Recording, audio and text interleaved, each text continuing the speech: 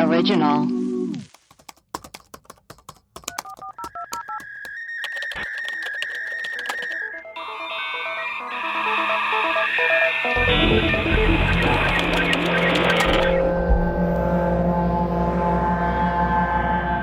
Hello and welcome to Webcrawler's mini episode. Today I'm super excited. We're going to get into astrology and the history of astrology. And we have a real astrologist who practices professionally, really well renowned. Her name is Mackenzie Greer. She is an astrologist and palmist. She studied at the School of Oracles and Astrological Institute of Kepler College. So we're going to get a little bit into our own research on astrology and then an interview with her. So let's get into it. Okay, so astrology in like the broadest sense, it's when humans search for meaning in the sky, in the planets, in the stars. It has gone back so far as the 3rd millennium BC, and it's obviously super popularized now. It used to be more of like a science. Well, I don't want to say that. It's still a scientific thing, I guess. But now people are using it in like apps, and it got popularized when people started putting astrology in like the daily newspaper. And there was like the astrology column. Oh, that's how it got popularized. Yeah, when there started to be the astrology column in the newspaper. Yeah, that makes sense. Yeah, the first known astrological artifact is called the Venus Tablet of Amisaduqa. Amisaduqa. It was compiled in Babylon around 1700, and it's the oldest surviving record of Mesopotamian astrology. Obviously, there are 12 signs that correspond with the planets and constellations. Melissa, what sign are you? I'm an Aries. Oh, interesting. My birthday was a couple days ago, actually. Oh my God, yes, we forgot. Happy birthday to you. Cha-cha-cha. Happy birthday to you. Cha-cha-cha. Happy birthday, Mr. President. Oh, gosh. Happy birthday to you. Wow, that was hauntingly beautiful. Thank you. Maria, what's your sign? I'm a Taurus, baby. Oh, fascinating. Oh, when's your birthday?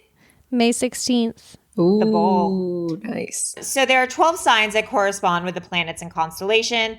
There are the Aries, which is from March 21st to April 19. The Taurus, which is April 20 to May 20. The Gemini, which is May 21 to June 20, famously the worst sign. Oh, really? Yeah. Donald Trump is a Gemini. Oh. Gemini is when you have like two sides to your personality. Oh. Like one of them's bad. Like you can. No, my dad is a Gemini. Do you like your dad? Yeah, he's fine. My dad's a Gemini too. My dad's great. Yeah, my dad's great. Yeah. All right. Cancer, June 21 to July 22. Leo, July 23 to August 22nd. Virgo, August 23rd to September 22nd. They're real A-type personalities. Libra is September 23rd to October 22nd. Do you know a Virgo? That's what Craig is. A Virgo? No, Craig's a Libra. Oh, interesting. But a lot of my good friends are Virgos. Oh, really? Oh. Interesting. Is Amanda a Virgo? No, she's a Taurus. Oh. A lot of my good friends are Tauruses and Virgos. It's really strange, actually. Oh, interesting. Interesting. Scorpio, October 23rd to November 21st. Sagittarius, November 22nd, December 21. Capricorn, December 22nd to January 19. Aquarius is January 20 to February 18. And Pisces, the best sign, is February 19 to March 20. So the astronomer Ptolemy, author of Tetrabiblos. I think it's just Ptolemy. Do you say Ptolemy? No, that was an Ptolemy? error. That was a glitch, and that was something weird that the Zoom did. Oh, weird. Oh, yeah. Yeah, weird. That was a Zoom error. Well, that's like Melissa calling Vlad the Impaler Vlad. I was calling him Vlad, and someone on Instagram was like, it's Vlad, one syllable. Yeah. Are Look, we I don't sure know. it's not Ptolemy? I'm not, but I'm just, let me. Let's see. Do your this is how it's pronounced machine. Oh, yeah. Oh, yes. This is how it's pronounced, machine. Pro. Just fire up the machine. It's like this big thing she has. Yeah. Got to warm it up first. Ptolemy. Interesting. Okay. Wrote Tetrabiblos, which became a core book in the history of Western astrology. And if you know anything about, like, if you have that app like CoStar, or you know anything about astrology, it's not just like you're a Pisces or you're a Virgo or you're a Taurus. There's all this different stuff that like your birth chart can teach you. Oh, right. Like based on the day and time you were born. Yeah, and it's really confusing. Right. So like there's like your sun sign and your moon sign and like your rising and all this kind of weird stuff. So I found a little thing that describes what each does. Your sun sign is why you act and express the way you do. Oh. Your moon sign is why you react and you feel the way you do. Your ascendant or your rising is why do I see and meet the world the way I do. Your Mercury is why do I think and communicate the way I do. Your Venus is why do I express affection the way I do. Oh, interesting. Because Venus is the same as Aphrodite, and Aphrodite is the goddess of love. Mars. Why do I express anger and passion the way I do? Because Mars is the god of war. Jupiter. Where do I feel most confident and where do I push my luck? At the casinos. Damn, bling bling. Saturn. That was a slot machine. But I've won 2 years in a row in Vegas. I've won on the same Wheel of Fortune slot machine. What? Really? That's really crazy. How much dough? I won like $1,200 the first time and like $1,000 the next time. Whoa, that's like a stimulus check. Yeah. Saturn, where do I feel most anxious and where do I need to realize authority? Oh no. What is funny? Just say it. Just say it. What? What? What is it? Uranus. Oh my God. Where do I rebel and innovate? I dated this guy for like a while ago and he made a Uranus joke or something. And it was like, that was the moment where I was like, oh, I have to break up with you. That was it for me. I was like, I gotta get out of this. I'm single because I have the personality of a 13-year-old. Look, it's a funny word. It's never not funny. Also, I think it's pronounced Uranus, but like that's not a fun way to pronounce it. Uranus. Neptune, where do I lose touch with reality and how do I escape it?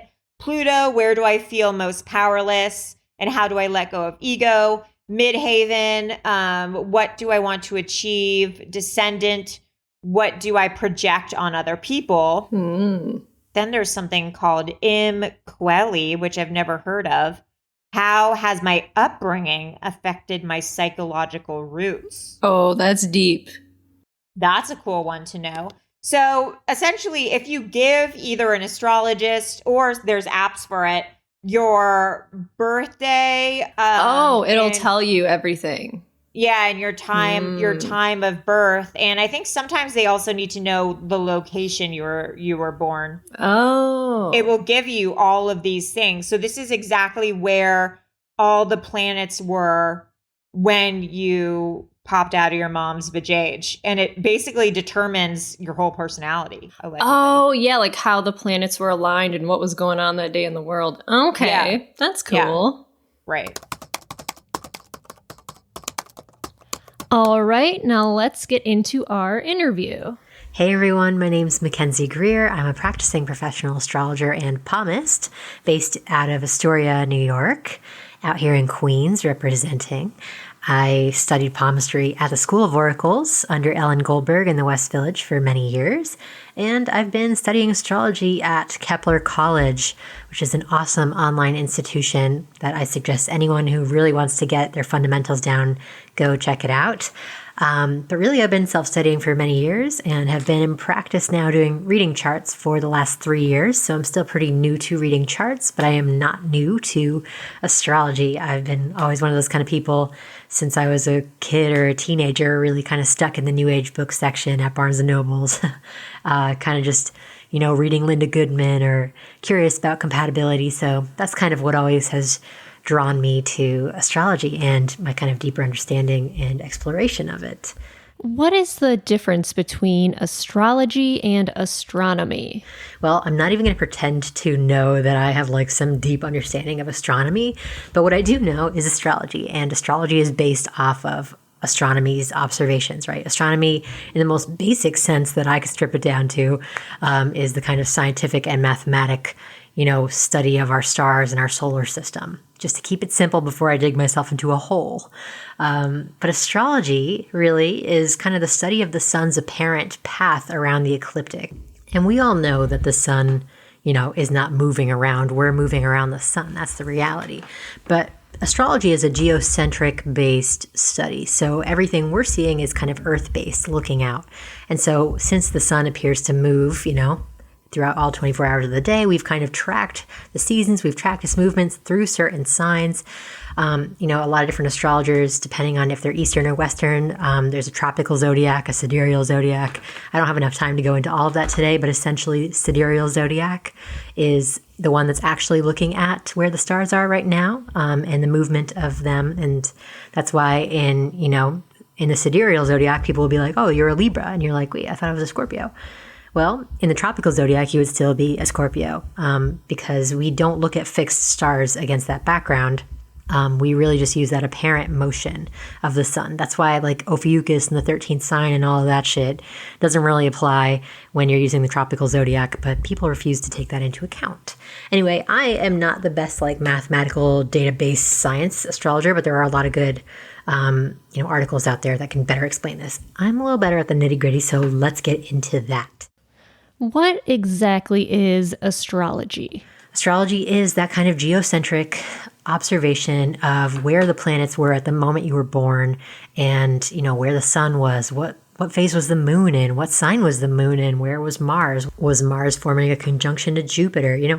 These are all the kind of things we look at as astrologers. We want to know, plain and simple, where all these planets were they above the horizon, below the horizon, all the different interactions, and kind of place them into the viewpoint of your life. Now, there's so many branches of astrology that it gets really kind of hard to cover this quickly. But essentially, there's mundane astrology, which talks about kind of on a global scale, astrologically things that are happening, or natal chart astrology, right? Which will talk about, your kind of personal trends in life, your inhibitions, your advantages that are kind of natural to you, your relationship tendencies, all your hangups. There's psychological astrology that will really start to kind of ferret out a lot of these details in natal astrology. That's kind of my preference personally. There's, financial astrology, which talks about the stock markets and money making and all these things. There's so many different branches. Evolutionary, which is a lot more karmic based. Traditional Hellenistic astrology, which is much more medieval and kind of, looking back in time to look at ancient practices that the ancients used and apply them today. So it's kind of hard to pin yourself down depending on what kind of astrology you're into, but there's a lot of different branches, and that's really the best thing to know. There's modern, all this stuff, modern, ancient, psychological, evolutionary. It really varies, but really everyone uses the same common denominators in the sense that we're all using planets. We're all using houses in some form or another, which I'll be talking about if you're kind of like, what the hell is a house? Yeah, we all look at the sun, moon phases and their relationships and really other planets' relationships to each other.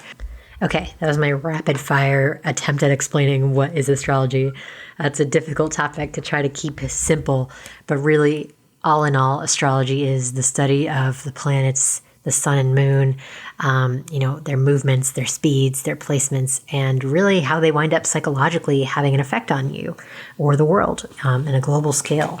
And, learning a lot about character.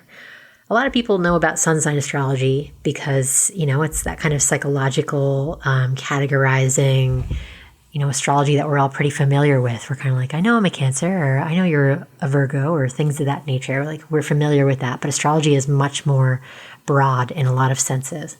And I feel like the population is kind of learning that these days. Suddenly, people are waking up to that idea. So when you're reading someone's chart, what does that entail and what info do you need for that? All right, if you're going to read someone's chart, or you're curious about understanding how it works, really all you're going to need is a birth time, a birthplace, and a birthday. That's it. Really the most critical element of an accurate birth chart interpretation will be the birth time. That's really often, that is like such a hang up, and it can be so messy and such a little disaster in its own way sometimes, because people don't know their time, or, you gotta like do a lot of digging to try to find it. Or your mom's like, I think you were definitely born at noon. And your dad's like, nah, you were definitely born at midnight. And you're like, wait, what is it? Really, unfortunately, though, this practice rides a lot on the exactitude of birth times. If you do not have a birth time on your birth certificate, or, don't fret. It's not like the end of the world. Luckily, you can still kind of cast a chart for the day. Interestingly enough, you can kind of move it throughout the day. You can move the chart by kind of advancing it hour by hour throughout that entire day you were born. And usually the moon will be in the same sign. Sometimes it is not, though. The moon moves very fast, so that could be different. All in all, though, really, you can kind of get a glimpse of where some of your current planets were, right? Like, so most of the time, Mercury, Mars, Venus, and especially kind of the outer planets, Saturn, Jupiter, Uranus, Neptune, Pluto, they're going to be in the same spot. They're not moving that fast. Even the sun's not going to be moving that fast. So you can have a general idea, usually, just by pulling up a chart for your actual birthday. And you can do that on astrodienst.com. I think it's also just astro.com. I'll double check that. Yes. Yep. So it's astro.com. You can easily produce a chart and kind of check it out. That way you can have at least a close approximation of what your moon sign may be. And, and if it's like one of those moons where it's like at the end of Sagittarius or the beginning of Scorpio, and you're kind of like, oh, it could have moved signs, then you got to start doing a lot of digging and a lot of questioning, because your moon sign really talks about your kind of more emotional side of your nature. You got to do like a lot of introspective questioning to kind of maybe discover perhaps which sign it was. Although, there is a technique called rectification, and some astrologers do it. It's a very tedious, it's kind of strenuous process for an astrologer, where they can help actually by walking backwards through hearing your life. They can actually get pretty close to an estimated birth time, which is insane. So if you are one of those people that is looking, is like pained by the fact that they don't have a birth time, find an astrologer that will do rectification. P.S. I do not do that. So in terms of part 2 of this question, when I'm reading someone's chart, what does that entail? Okay, so essentially what I'm doing when I'm reading someone's chart is I'm looking at where all those planets were at that moment that the person was born. So they're breathing in this energy, right? They're kind of absorbing it at this first moment that they're taking their first breath. And they're embodying all of that planetary energy. And essentially, on my, side of things, on my side of the table, I'm basically kind of diving into their life story. To me, like, the beauty of astrology is getting into someone's narrative and figuring out, what's keeping this person from growth? What's blocking their success? I'm interested in people's wounds. I don't know why. I'm a Cancer sun, Pisces moon, so I'm always like playing in people's like watery emotions. Playing is the wrong word. What I like to do is I'm intrigued by getting in there with people and helping people kind of strengthen parts of themselves that have been damaged or unacknowledged, or, trying to point out what their, natural resources are, what they're really good at. I love to empower people when I'm reading someone's chart, and can do that by kind of just discovering the narrative of the chart overall. So yeah, so that's kind of what it entails. It's a lot more than that. It's obviously like a lot of technicalities and understanding the process, a lot of information. I do a lot of prep work beforehand, where I kind of like write for an hour or two about everything I'm feeling about the chart. It's not an intuitive grasp, by the way. Astrology is very like mathematical, and that's why the precision of the birth time comes in so importantly. That's why it features so importantly. Is that the better the precision, the better the accuracy, like I've been saying the whole time. So that's what it entails. I'm really just trying to get to somebody's core story and explore that with them and make it obvious to them and let them know that all these kind of disparate parts of themselves are actually, that they're actually complete and that they, can operate with all of these kind of different elements of themselves and, go forth with confidence in a lot of ways.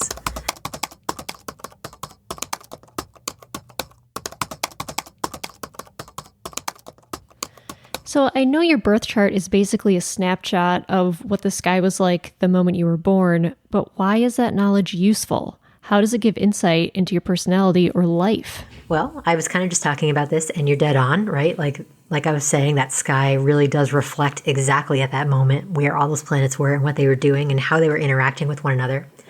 And that knowledge is useful because it's insane. It illuminates so many different facets of your personality, right? And as I'm going to be talking about pretty soon, planets, we all have these planets in our chart. We all have the same planets.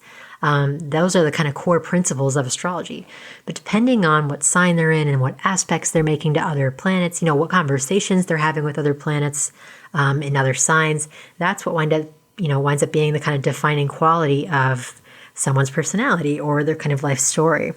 So that knowledge is useful because all these planets wind up representing different archetypes of ourselves and different elements of ourselves. And it's really helpful to know that, maybe if your Mars is in kind of a tough spot in your chart, that maybe you need to actively acknowledge and hear from an astrologer to kind of have it reified within yourself that you need more self-assertion. You need, you have lessons around confidence. Maybe you have lessons around self-expression and sexuality and kind of like the primal animus kind of factor of life. These are kind of Mars words I'm using here.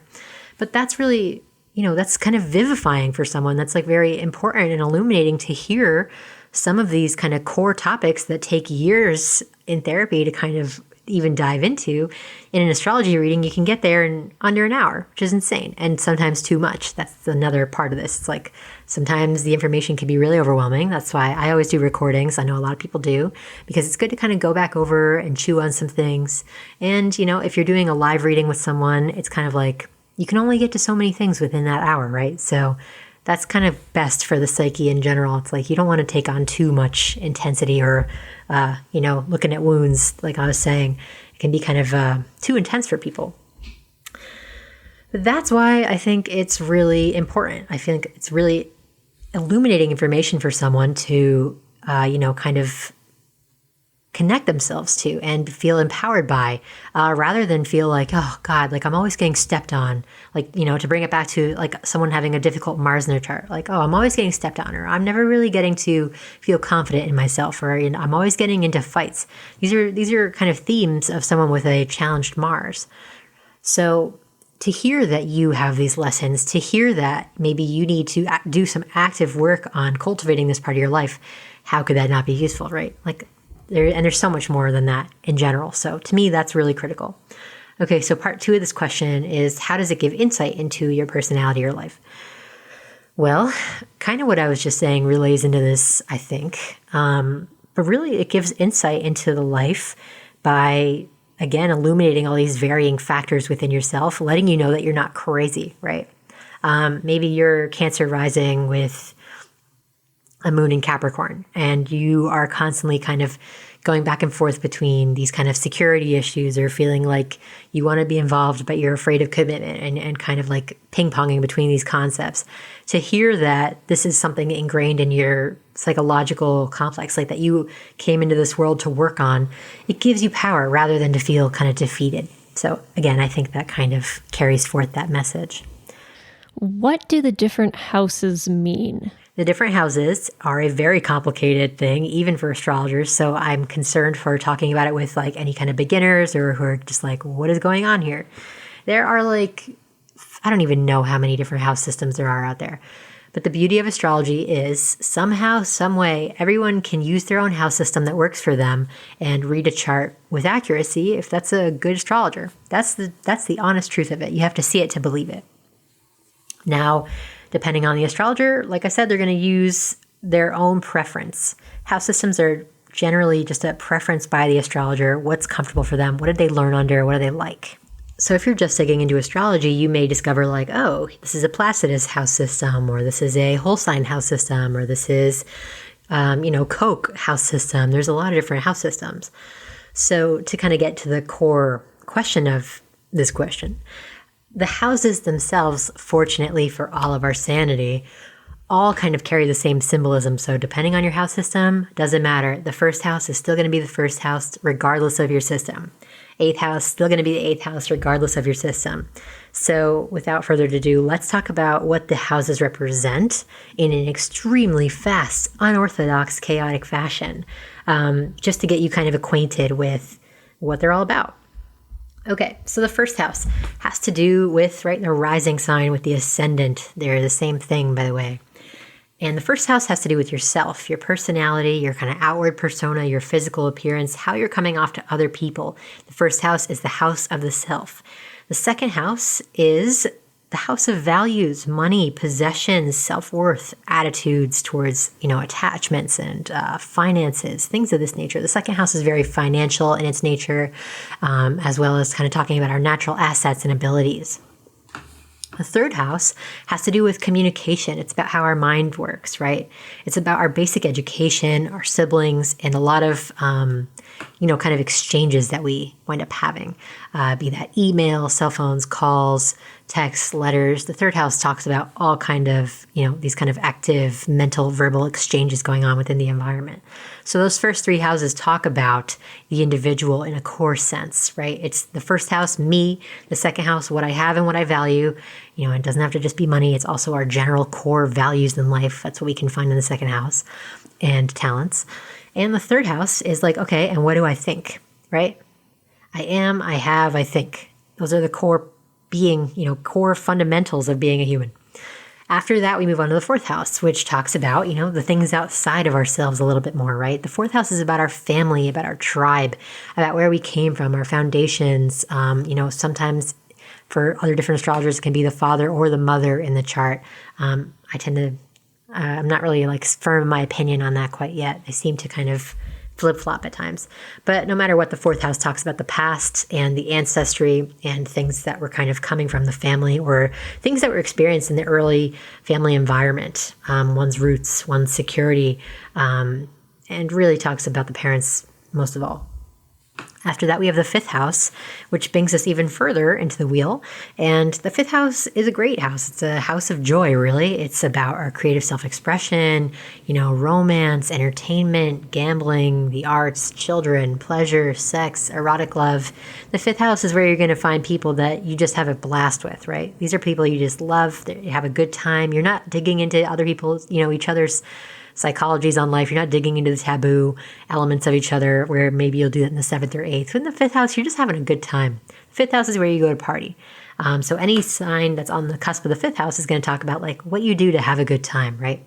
So for me, mine, as an example, I have Sagittarius on my fifth house cusp.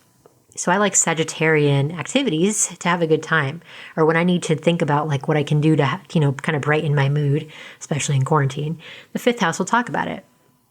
And, for me, Sagittarius is it has kind of a horse concept to it. I'm a horse girl, deep in my heart.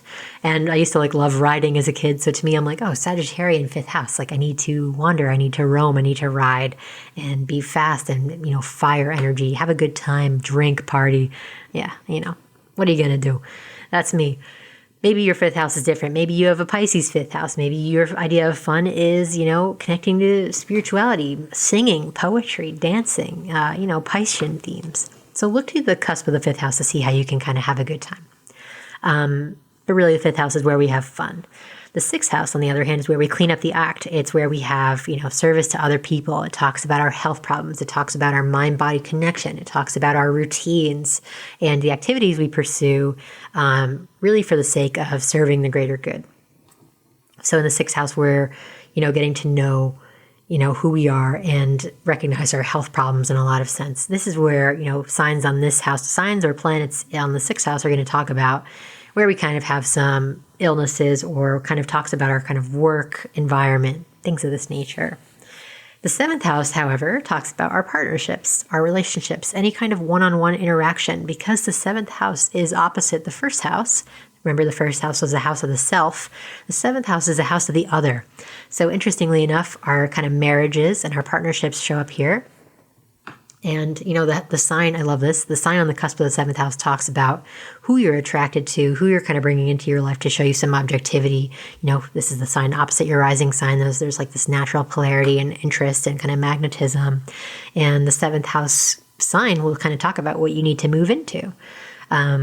And also what kind of mate is best for you between the 7th and 8th house cusps. I would always look to the signs on the 7th and 8th or any planets in there to see what it is you kind of instinctually need from a partner to make something maintain, right? Like, so the 5th house, you can have fun, great hookup, maybe there's great sex, but is that person still there after you have a total crying breakdown in the shower and you're covered in snot and your face is red?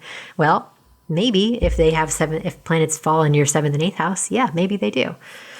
So that's the kind of concept of the 7th. It really talks about the flavor of the partner that you are interested in and are drawn to. Another cool concept of the 7th house is the house of open enemies.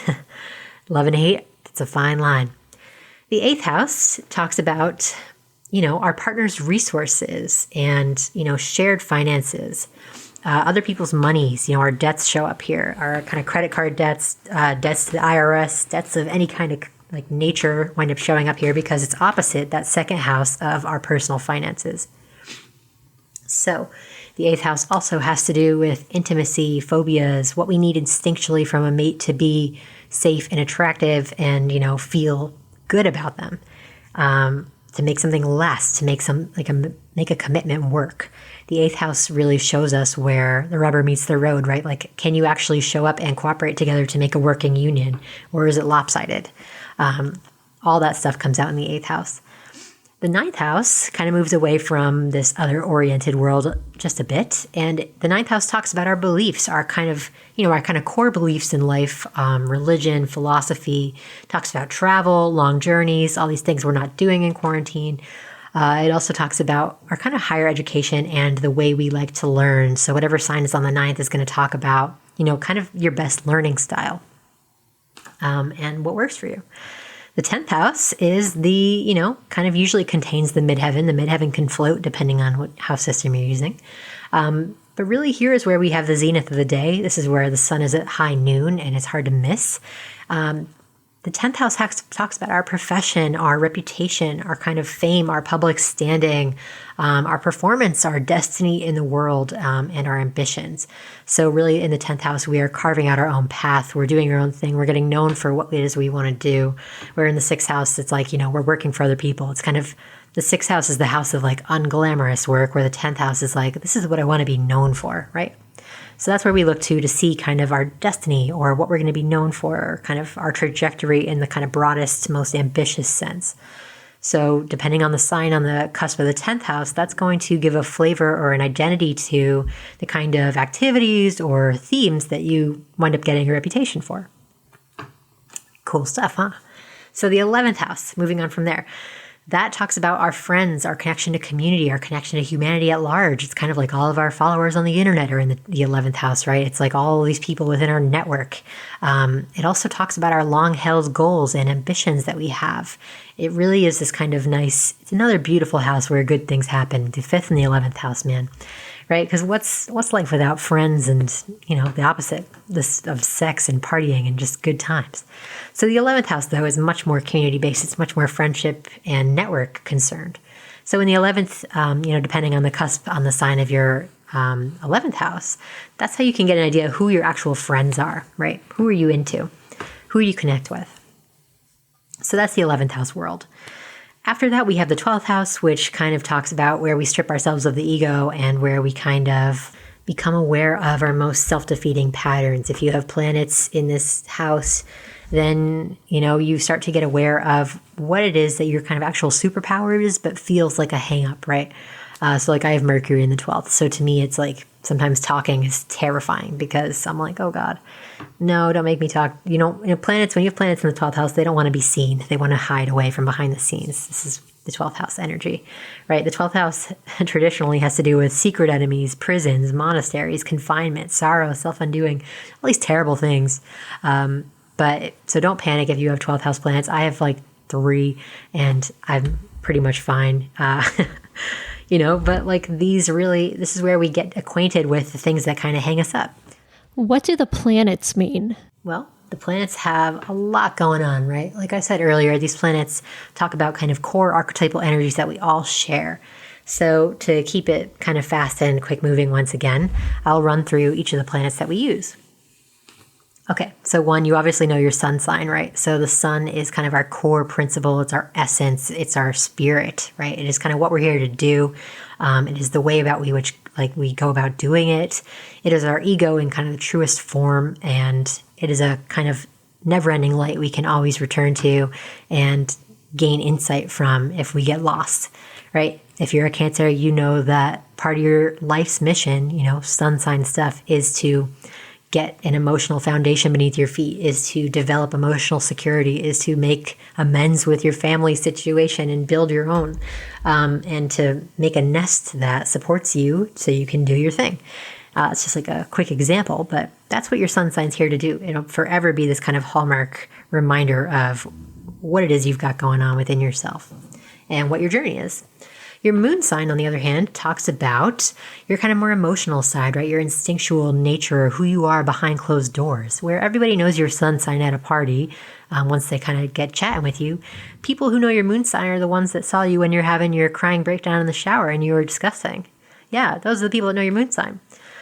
So your moon sign is a lot more private. It's like maybe your close friends and your family and your partner has seen your moon sign, and I'm assuming they would by this point. Because that's where your instincts come out. That's where your most, profound emotional longings and needs come through. Our moon talks about what we need. So let's say you have a Pisces moon, right? So maybe you're going to need someone who can be funny with you. You're going to need joy and music and dancing and poetry, all these kinds of things to fulfill your soul and to feel good. You're going to need regular baths. It's a little different than your sun sign in the sense that the moon talks about this kind of very intense, like, how do I nurture myself? How do I make myself feel good? Where the sun is so ego-based, right? So if the sun is spirit, the moon is kind of soul. So going on from there, we have Mercury, and Mercury is how we interpret information. It's how we communicate. You're using your Mercury to listen to me. I'm using mine to talk at you. And yeah, so Mercury is all about the assimilation of information and listening and verbalizing and writing. Mercury activates that thought. So depending on what sign or what aspects Mercury is making in your chart, you get a glimpse of the way that you process things, right? Like I'm Mercury in Cancer. So Cancerian being about, the past and concerned with like where one's come from. Mercury and Cancer people tend to live in the past and glorify the past, or, I constantly am like swatting at mirages of my past. I'm like, go away, please let me be in the present. But that's the thing. You know your Mercury, you know that that's how you're going to be. You can hopefully work to correct it. Another example of Mercury and Cancer, since I'm talking about it, right? Like the crab doesn't have any vocal cords. So Mercury talking in this kind of crab costume is going to sound like this, right? It sounds like me. I'm kind of quiet and I'm losing my voice already for having talked for like half an hour, which is pathetic. Whereas a Mercury and Sagittarius person would be like, the kind of person that you hear 3 blocks away before you even see them. And you're like, oh my God, why you're so boisterous. So your Mercury is going to describe the way you sound, the way you talk, what you talk about, what you think about, all these things. Moving on from there, we have Venus, who talks about how we bond, how we form relationships, how we connect to other people, what we kind of romanticize, what we need to feel good and loved and cherished in a relationship. Your sign and aspects to Venus will really start to kind of color that for you. Mars is how you go about, accomplishing your sun's mission. Mars works for the sun. So wherever your Mars sign is, it's how it's going to go about making your sun happy. Really, Mars is a henchman for the sun. So your Mars is, right, this kind of primal animus. It's this masculine force, not in really like a true gender way, really like kind of in a yang way. And it's about going after things, this kind of externalization of activity. It is our kind of primal sexual energy, where I love Jessica Lanyadoo always says this, like Mars is how we fornicate and Venus is how we flirt. So these are our lover planets, right? They know how to attract and draw things in, but they're really the personal planets. Then we start to move outside of the more kind of personal realm, and we get into these more generational planets like Jupiter and Saturn and Uranus and Neptune and Pluto. These are all planets that astrologers use, although they're a little less personal than these other ones we were just talking about. So Jupiter in our chart and in our lives shows us where we have aspiration, where we have faith, where we have luck, where we have growth waiting for us. Kind of Jupiter always has our floaties on. Like if we get a little deflated and sad, we can usually turn to our Jupiter to find activities or modes of operation that can uplift us and kind of reinvigorate us and help kind of just get us going again. Jupiter really is our kind of most buoyant faith in life. Whereas Saturn represents kind of the restrictive force. But Saturn really talks about our kind of lessons in life, where we have some innate fears and inhibitions, where we kind of have our boundaries up, where the boundaries need closer inspection. Maybe the boundaries are too weak, maybe the boundaries are too strong. Usually whatever house Saturn is in is where there's kind of a deep-seated fear that needs a little bit more, understanding.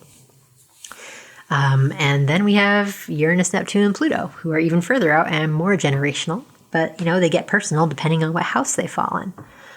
So Uranus, where we have Uranus, we have a very strong need to break out of a rut and to do it our own way. Uranus is a very selfish planet in a healthy sense. It's got to do its own thing. It really wants to break up that area of life, to bring in kind of a new awareness and to radicalize you to yourself.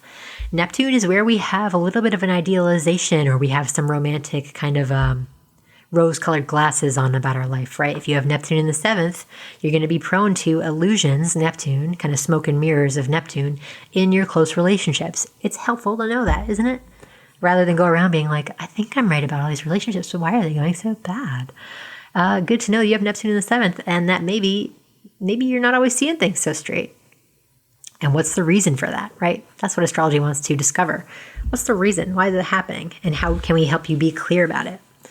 Pluto follows after Neptune, and Pluto shows us the area of our chart or our life where we need to completely break things down to be rebuilt again. It has this kind of phoenix-like energy to it where it wants to completely destroy an area of life to rebuild it. And it doesn't have to be literal destruction, but often Pluto demands some kind of transformation, demands some kind of death within yourself, or within outmoded elements of yourself. Death is like a scary word, but really we have to die several times in our life to keep going. What does your sun, moon, and ascendant or rising mean? By the way, like I said earlier, ascendant and rising are the same thing, for anyone who didn't know. But essentially, I just talked about the sun, right? Your kind of core mission, your moon, what your needs are, how you get them met, how to take care of yourself, how you nurture yourself and how you nurture others, your soul, right? Your rising sign, though, I haven't talked about. Your rising sign is how you kind of focalize your sun and your moon and you utilize them to the best of your ability. So if you have a sun-moon relationship that don't really get along, right? Say maybe you have the sun in Cancer and the moon in Aquarius. Like, that's kind of difficult. Sometimes you're really emotional and other times you haven't cried in 4 months because you're like, I don't know how to relate. I don't feel anything. Like, I'm rationalizing all my emotions. That's not natural for Cancer energy, right? Like, Cancer wants to cry about it in the tub. But Aquarius moon's like, well, if we just can rationalize this a little bit more, we can make sense of it. So has your rising sign fall into this interplanetary drama? Well, your rising sign says, all right, both of you need to pull it together and we've got to put on a show here.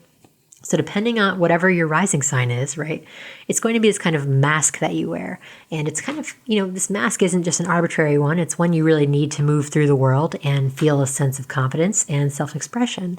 So let's say you have a Sagittarius rising sign, right? Maybe you come across really buoyant and funny and you're the one making everybody laugh in the room. And but deep down you have that Cancer sun, right? You're kind of like, oh man, maybe I'm laughing at this joke someone made about me, but my feelings are hurt.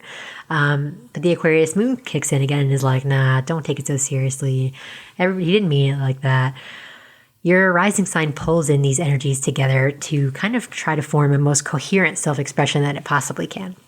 That's kind of the best way I could put it. And it's also like if you saw someone across the room at a party and maybe they were decked out in glitter and gold and like looked very glamorous from afar, you maybe make some assumptions about them. Any assumptions you'd be making were based on that first house, any planets in that first house, and that rising sign in general. So know that. Maybe you're looking at someone who has Leo rising who's covered in gold, right, across the room. But you get up to them and maybe you start talking and you realize just how, sympathetic and, kind and interesting maybe this person was. And you move into their sun sign and maybe you guys stay friends for a long time. Maybe you get to know their moon sign. Things of this nature. This is really how that kind of primal triad, the sun, moon, and rising, all work together. Sometimes you're more your moon. Sometimes you're more your sun. Sometimes you're more your rising sign. They all have a say and they all want to kind of interact. But yeah, it can be hard to, have all the voices be heard. All right, guys, I hope that very brief and rapid fire explanation of some of these astrology questions you had can help illuminate you to understanding astrology a little better. And if you so feel inclined, you can come check me out. I am Mac and the Zodiac on Instagram or my website. That's MACK and the Zodiac. Come and hang out. I do forecasts, daily horoscopes at sunsigns.com. I do monthly horoscopes on my Instagram. I also do personal readings. I've got a what the fuck's going on with my life reading I can offer you. I've got solar returns that are kind of a perfect year ahead. You come to me, we'll hook it up, we'll talk, and I can help explain anything that may have slipped through the cracks here today. Otherwise, guys, thanks for tuning in. Anyways, thank you for tuning in. Bye. Bye.